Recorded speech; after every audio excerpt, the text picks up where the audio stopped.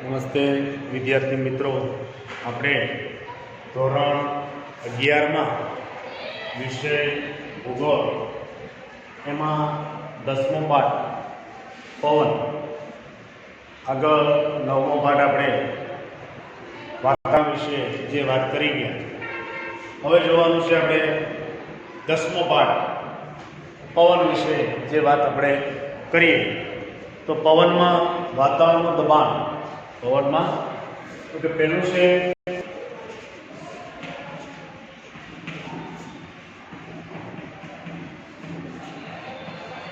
વાતાવરણનું દબાણ.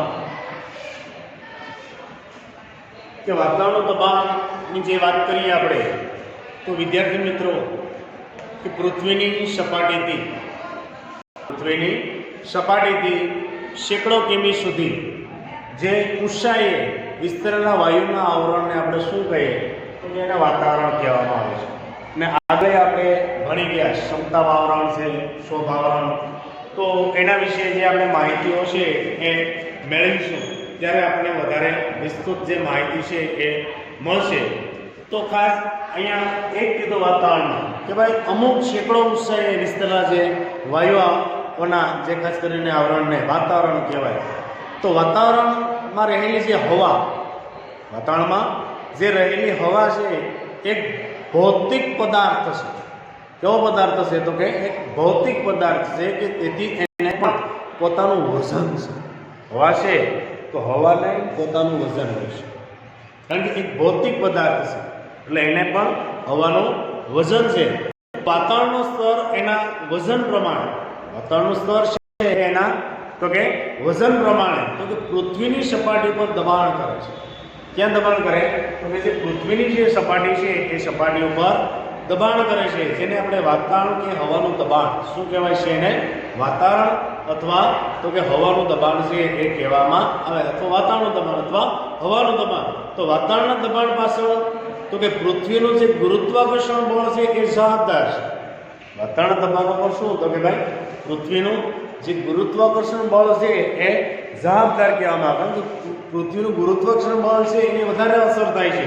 એટલે વિષુવૃત્તિ કરતાં ધ્રુવો, વિષુવૃત્તિ પ્રદેશો કરતાં ધ્રુવો ઉપર ગુરુત્વાકર્ષણ બળ વધુ હોવાથી ધ્રુવો ઉપર આપણે જોઈએ કે વસ્તુનું વજન પ્રમાણ વધી જાય છે. તમે જો ધ્રુવી પ્રદેશો છે, દાખલા કે આપણે આ જે પૃથ્વીનો નકશો છે એ પૃથ્વીનો ગોળ દોરીએ,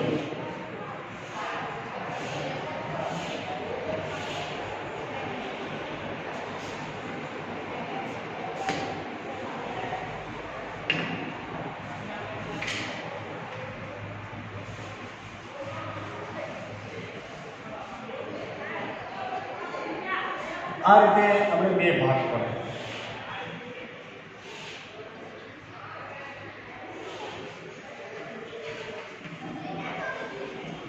ઉત્તર ધ્રુવ, દક્ષિણ ધ્રુવ. આ ઉત્તર ધ્રુવ, આ દક્ષિણ ધ્રુવ. અહીંયા પછી આ વિષુવૃત્તિ,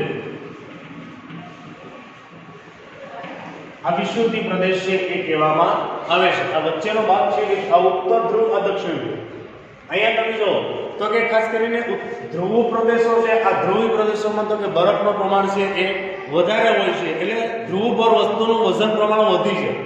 ધ્રુવો પર વસ્તુનું વજન છે એ પ્રમાણમાં વધી જાય. જ્યારે પૃથ્વી સપાટી પરના વિવિધ પ્રદેશો, પૃથ્વીની જે સપાટી છે એના જે વિવિધ પ્રદેશો છે એ વિવિધ પ્રદેશો હવા અને આબોહવા નિર્માણ કરનારા તત્વોમાં, હવા અને આબોહવા છે એ નિર્માણ કરવાના તત્વોમાં તો કે વાતાવરણનું દબાણ મહત્વનું છે. જે આ વાતાવરણ છે તો વાતાવરણનું દબાણ છે એ મહત્વનું છે કે માનવ જીવન ઉપર એની પ્રત્યક્ષ અસર જોવા મળતી નથી. માનવ જીવન ઉપર તો કે એની પ્રત્યક્ષ અસર છે એ જોવા મળતી નથી, પરંતુ વાતાવરણના દબાણમાં થોડુંક પરિવર્તનની ગતિ અને દિશા છે એમાં પણ પ્રભાવ પડે છે. વાતાવરણની ખાસ કરીને આપણે જોઈએ તો કે જે ગતિ છે એની દિશા છે એની પર વધારે તો કે પ્રભાવ છે એ પાડે છે. એ આપણે જોઈએ કે જે પ્રત્યક્ષ રીતે તો કે એ તાપમાન અને ભેજ, તાપમાન અને ભેજ એટલે કે વૃષ્ટિ, ભેજ એટલે કે વૃષ્ટિના વાતાવરણ પર અસર કરે છે. તાપમાન અને ભેજ છે એટલે કે વૃષ્ટિ છે એ વાતાવરણ પર અસર કરે. કે આમ તો કે વાતાવરણ છે એ વાતાવરણનું દબાણ પરોક્ષ રીતે, વાતાવરણનું જે દબાણ છે એ દબાણ પરોક્ષ રીતે સજીવોના જીવનની પરિસ્થિતિ ઉપર અંકુશ ધરાવે છે. સજીવો છે એના જે જીવન ઉપર તો કે એ અંકુશ છે એ ધરાવે છે. એટલે સક્રાવત તેમજ વાતાવરણ સાથે સંકળાયેલી અન્ય ઘટનાઓ, કોઈ એવો સક્રાવત ઊભો થાય અથવા વાતાવરણ સાથે કોઈ એવી ઘટનાઓ છે એ સમજવા માટે તો કે વાતાવરણનું દબાણ છે એ જાણવું જોઈએ. તો હવે જોઈએ વાતાવરણનું દબાણનું માપ, ખાસ કરીને દબાણનું માપ. અહીંયા તો કે ખાસ કરીને જોઈએ તો કે દબાણ છે એ દબાણનું માપન. શું જોવાનું છે આપણે? તો કે દબાણ છે એ દબાણનું માપનની વાત કરીએ કે વાતાવરણનું દબાણ છે એ સેન્ટીમીટર કે ઇંચ કે મિલિયન એકમમાં મપાય છે. વાતાવરણનું દબાણ કેમાં મપાય? સેન્ટીમીટર છે, મિલિયન છે કે એકમમાં આપણે જોઈએ કે મપાય છે. પરંતુ હવામાં આપણે જોઈએ કે હવામાન મથકોમાં નોંધ રાખવા તથા હવામાનના નકશાઓમાં વિતરણનું દબાણ દર્શાવવા માટે તો કે મિલીબાર એકમનો વધુ ઉપયોગ થાય. કેનો ઉપયોગ થાય છે? તો કે મિલીબાર છે એ મિલીબાર એકમ છે એનો વધારે ઉપયોગ છે એ થાય છે. તો સમુદ્રની સરેરાશ સપાટીએ, સમુદ્રની જે સરેરાશ સપાટી છે એને વાતાવરણનું દબાણ છે 76 સેમી. કેટલું છે? તો કે અહીંયા વાતાવરણ છે એ 76 સેમી. કેટલું છે વાતાવરણ અહીંયા? તો કે એ 76 સેમી છે. તો એ પ્રમાણે આપણે જોઈએ કે આશરે 30 ઇંચ. કેટલા ઇંચ થાય? તો કે 30 ઇંચ ગણવામાં આવે. કેટલા ઇંચ ગણવામાં આવે છે અહીંયા? તો કે 30 ઇંચ છે એ ગણવામાં આવે છે સરેરાશ. તો કે 30 ઇંચ એટલે કે 1013 મિલિયન બાર. કેટલી વાર થાય? તો કે 1013 મિલિયન. 1013 મિલિયન બાર છે એ ખાસ કરીને જોઈએ તો કે કહેવામાં આવે. એટલે 1 સેમી અહીંયા આપણે જોઈએ તો કે 1 સેમી, 1 સેમી બરાબર તો કે 1332. 1 સેમી બરાબર કેટલો થાય? તો કે 1332 મિલિયન બાર થાય. શું થાય છે? 1332 મિલિયન બાર છે એ કહેવામાં આવે. એ પ્રમાણે 1 મિલિયન બાર, એ પ્રમાણે 1 મિલિયનની વાત કરીએ કે 1 મિલિયન બાર છે એ બરાબર 0.295299 ઇંચ. 0.295299 ખાસ કરીને ઇંચમાં મપાય. કેમાં મપાય છે અહીંયા? તો કે 1 ઇંચમાં મપાય છે. કેમાં મપાય છે? 1 સેમી બરાબર 13.32 મિલિયન. એટલે 1 મિલિયન બરાબર શું થાય છે? તો કે 1 મિલિયન બરાબર અહીંયા જોઈએ તો કે 1 મિલિયન બરાબર 0.29 ને ખાસ કરીને સોરી 5299 કેટલું થાય છે અહીંયા? તો કે 5299 ઇંચ છે આ રીતે થાય છે. તો વાતાવરણનું દબાણ, વાતાવરણનું જે દબાણ છે એ ખાસ કરીને તો કે એના વાયુ દબાપક પટ્ટા એટલે કે બેરોમીટર, જે વાતાવરણનું છે દબાણ છે એના વાયુદામક છે ખાસ કરીને જે વાયુદામાપક છે એ બેરોમીટર એટલે નિષ્પ્રવાહી વાયુદામાપક પટ્ટા કહેવામાં આવે. શું કહેવામાં આવે છે એને? વાયુદામાપક જે પટ્ટા છે એટલે એનોરાઇડ બેરોમીટર. શું કહેવામાં આવે છે એને? તો કે એનોરાઇડ જે બેરોમીટર છે એને વાયુદાબ આલેખ એટલે કે બેરોગ્રાફ. શું કહેવામાં આવે છે એને?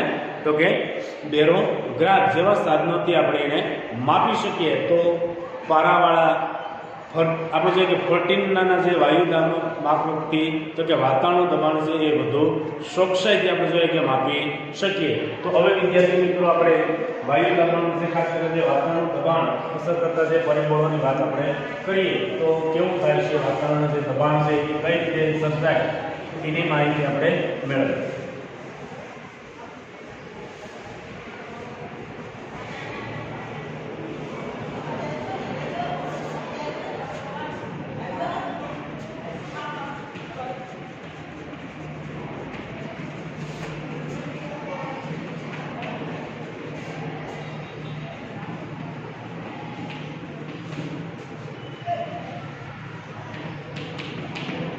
કે વાતાવરણના દબાણ પર અસર કરતા જે પરિબળો છે એની આપણે વાત કરીએ કે પૃથ્વી સપાટીના જે વિવિધ ભાગો, પૃથ્વી સપાટીના જે ખાસ વિવિધ ભાગો પર વાતાવરણનું દબાણ છે એ જુદું જુદું જોવા મળે છે. એક સરખું બધીમાં દબાણ છે એ જોવા મળતું નથી. એટલે વાતાવરણના દબાણમાં અસમાનતા વિતરણ માટે તો કે ભાઈ ઊંચાઈ, તાપમાન, બાષ્પ એટલે કે ભેજ વગેરે પરિબળો છે એ જવાબદાર કહેવામાં આવે. તો એમાં આપણે જોઈએ પેલું ઊંચાઈની વાત કરીએ. એટલે કેવાની વાત કરીએ તો કે ખાસ કરીને જે ઊંચાઈ છે એ ઊંચાઈની વાત આપણે કરીએ કે ભાઈ ઊંચાઈ કઈ રીતે છે. તો કે ભાઈ પૃથ્વીની સપાટીમાં અનેક કિમી જે ઊંચાઈ સુધી હવાના થર છે આવેલા હોય છે. પૃથ્વી સપાટીમાં અમુક કિમી સુધી તો કે ભાઈ હવાના થર છે એ આવેલા હોય છે કે પૃથ્વીના જે ગુરુત્વાકર્ષણ બળને લીધે, પૃથ્વીનું જે ગુરુત્વાકર્ષણ બળ છે એના લીધે તો કે હવાનો દરેક થર તેના નીચેના થર ઉપર દબાણ કરે છે. હવાનો થર છે એના નીચેના થર છે એની ઉપર શું કરે છે તો કે એ નીચેના થર ઉપર તો કે દબાણ છે એ દબાણ કરે છે. એટલે તેથી વાતાવરણના નીચેના ભાગ ઉપર આનાથી શું થાય તો કે વાતાવરણના જે નીચેના ભાગ ઉપર તો કે હવા દબાયેલી અને ઘટ હોય છે. હવા કેવી છે? દબાયેલી હોય અને હવા ઘટ મીન્સ કે જાડી. હવા કેવી હોય છે? એકદમ જાડી. તમે જો સવારે વહેલા હવા કેવી હોય? ઘટ હોય, કારણ કે ભેજ હોય એટલે હવા હોય છે ઘટ. ભેજના કારણે તો કે હવા છે એ ઘટ છે એ જોવા મળે છે. તો આ રીતે હવા છે એ કેવી તો કે ભાઈ ઘટ હવા છે એ કહેવામાં આવે. એટલે ભેજનું પ્રમાણ હોય એટલે હવા કેવી હોય છે તો કે ઘટ હવા હોય છે. જ્યારે ઉપરના ભાગ ઉપર તો હવા કેવી હોય છે? પાતળી હોય છે. ઉપરના ભાગ ઉપર હવા છે એકદમ પાતળી હોય. તેમ દિવસ થતો જાય તમે જો હવાનું પ્રમાણ ભેજ ઘટે એટલે હવા છે એ કેવી થતી જાય તો કે હવા છે એ પાતળી બનતી જાય છે. તો કોઈ પણ સ્થળની ઊંચાઈ, કોઈ પણ સ્થળ છે એની ઊંચાઈ જેમ વધારે તેમ સ્થળની હવા તો કે વધુ પાતળી હોય છે. જેમ સ્થળની ઊંચાઈ વધારે એમ હવા છે એ વધુ પાતળી હોય. તો પાતળી હવાનું દબાણ ઓછું એટલે કે હલકું હોય. પાતળી હવા છે એનું દબાણ એકદમ કેવું હોય તો કે પાતળી હવા હોય, ખાસ કરીને ઘટ હવા છે એ ઘટ હવાનું દબાણ વધારે હોય. જ્યારે પાતળી હવા હોય તો એનું દબાણ છે એ ખાસ કરીને દબાણ છે એ દબાણ કેવું હોય છે તો કે ઓછું. કેવું હોય છે એ દબાણ તો કે એ દબાણ છે એ ઓછું હોય છે. કારણ કે પાતળી હવા હોય એટલે દબાણ છે એ ઓછું હોય છે, હલકું હોય છે. એટલે સમુદ્ર સપાટીથી જેમ જતા સમુદ્ર સપાટીથી ઊંચા જતા સરેરાશ દર છે 165 મીટરની ઊંચાઈ. કેટલો તો કે 165 મીટર છે એની ઊંચાઈએ 1 સેમી કે 13.32 મિલીબાર દબાણ ઘટે.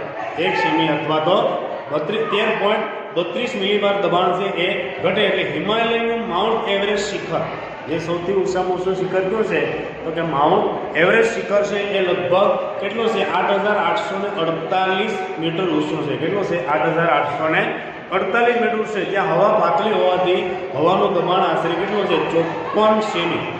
હવા એકદમ કેવી છે ત્યાં પાતળી છે એટલે હવાનું દબાણ કેવું છે તો કે 54 સેમી એટલે કે 320 મિલીબાર જેટલું ઘટે. કેટલું ઘટે છે તો કે 320 મિલીબાર જેટલું ઘટે. તો સિક ફિલ્ડના મતે ઊંચાઈ પ્રમાણે હવાનું દબાણ આપણે જોઈએ ઊંચાઈના મીટરમાં અને હવાનું દબાણ મિલીબારમાં. સમુદ્રની સપાટીથી વાત કરીએ તો 1013 સમુદ્રની સપાટી કેટલું તો કે 1013 ની વાત કરીએ કે ભાઈ 1000 પ્રમાણે 899, 3000, 701, 5540 અને 10,265. આ પ્રમાણે આપણે જોઈએ કે એ રીતે હવાનું દબાણ છે એ થાય છે. પછી હવે તાપમાન, બીજા નંબરે આવે છે તાપમાન.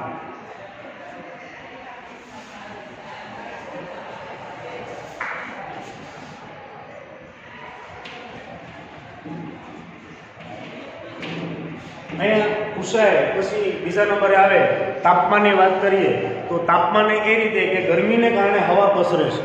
કારણ કે તાપમાન હોય એટલે શું હોય વાતાવરણ ગરમ હોય. કેવું હોય છે વાતાવરણ ગરમ.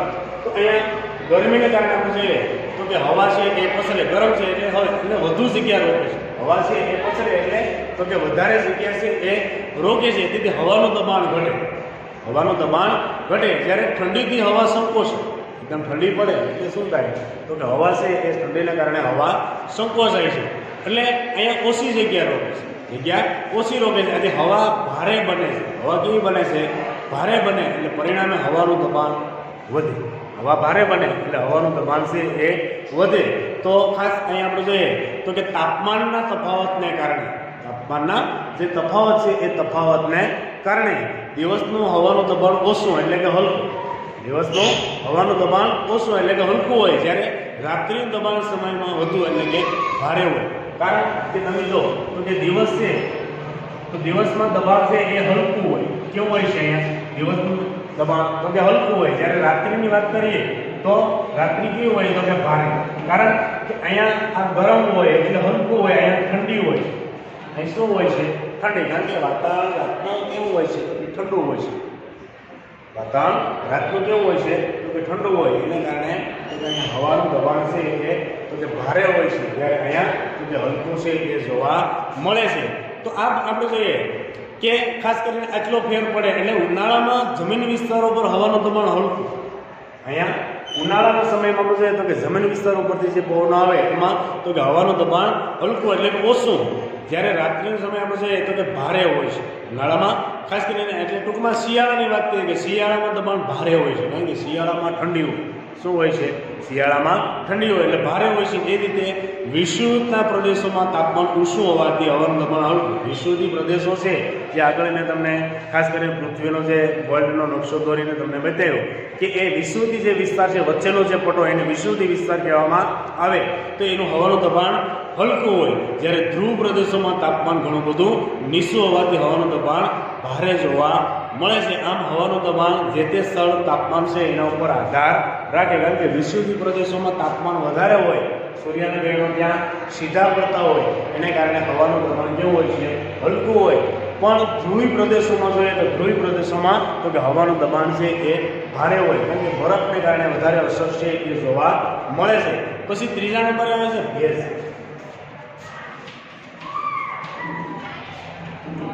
તો અહીંયા આપણે જોઈએ કે ભેજની વાત કરીએ તો એ જ પ્રમાણે આપણે જોઈએ કે ભેજ પણ એટલો જ મહત્વનો ભાગ છે એ ભજવે, એટલો જ મહત્વનો ભાગ છે એ ભજવે છે કે ભાઈ ખાસ તો કે હવા કરતાં ભેજ વજનમાં હલકો છે. હવા કરતાં જે ભેજ છે એ વજનમાં હલકો છે, તેથી જો હવા ભેજનું પ્રમાણ વધે, તેથી હવામાં જો ભેજનું પ્રમાણ વધે તો હવાનું દબાણ ઘટે. હવામાં ભેજ વધે એટલે ભેજ આપણે જોઈએ તો હલકું દબાણ છે એ ઘટે, જ્યારે હવામાં ભેજનું પ્રમાણ ઘટે, હવામાં ભેજ ઘટે તો ખાસ કરીને હવા કેવી બને ભારે બને. હવા કેવી બને ભારે એટલે એનું દબાણ વધે. હવા ભારે બને એટલે દબાણ છે એ વધવા લાગે. એટલે ચોમાસાની હવામાં ભેજ વધુ હોય છે. તમે જો ખાસ તો કે ચોમાસું હોય, આ ચોમાસું તો ચોમાસામાં હવા કેવી હોય છે ભારે હોય છે. હવા કેવી હોય છે કારણ એમાં દબાણ હોય છે ભેજને કારણે. કોને કારણે? અહીંયા આપણે ભેજની વાત કરીએ, ચોમાસામાં ભેજ હોય, ચોમાસામાં શું હોય છે ભેજ હોય છે એટલે વધુ હોય છે, તેથી હવાનું દબાણ એ પ્રમાણે જોઈએ તો કે ખાસ કરીને ચોમાસામાં ભેજ હોય એટલે હવાનું દબાણ છે હવા છે એ ખાસ કરીને ઘટે. હવા કેવી થાય છે તો કે ધીરે ધીરે આપણે જોઈએ તો કે એ દબાણ છે એ હવામાં ભેજ વધુ હોય, તેથી હવાનું દબાણ ઘટે એટલે મહાસાગરો ઉપરથી હવા ભેજ વધુ હોય છે. મહાસાગર પરથી હવા આવે એટલે એમાં શું હોય છે તો કે મહાસાગરથી આવતા હોય એટલે એમાં ભેજનું પ્રમાણ છે એ વધારે હોય. પરિણામે જમીન પ્રદેશો કરતાં અહીં હવાનું દબાણ હલકું હોય છે. જમીન પ્રદેશો કરતાં અહીંયા તો કે હવાનું દબાણ છે હલકું એટલે કે ઓછું રહે છે, જ્યારે વિષુવવૃત્તીય વિસ્તારો પર તો કે હવા છે એ ખૂબ જ ભેજવાળી હોવાથી વિષુવવૃત્તીય પ્રદેશો છે એમાં હવા કેવી હોય છે ભેજવાળી, એટલે હવાનું હલકું દબાણ રહેશે. હવાનું અહીંયા તો કે ધીરે ધીરે તો કે હલકું દબાણ છે એ રસાય. એટલે આ રીતે તો કે ઊંચાઈ, તાપમાન અને ભેજ વાતાવરણના દબાણ પર અસર કરતા જે પરિબળો છે એમાં ખાસ કરીને તો કે ઊંચાઈ છે, તાપમાન અને ભેજ આ રીતે વધારે અસર છે એ કરે. ફરી વખત મળશું ત્યારે આગળ લઈ જઈશ. ઓકે.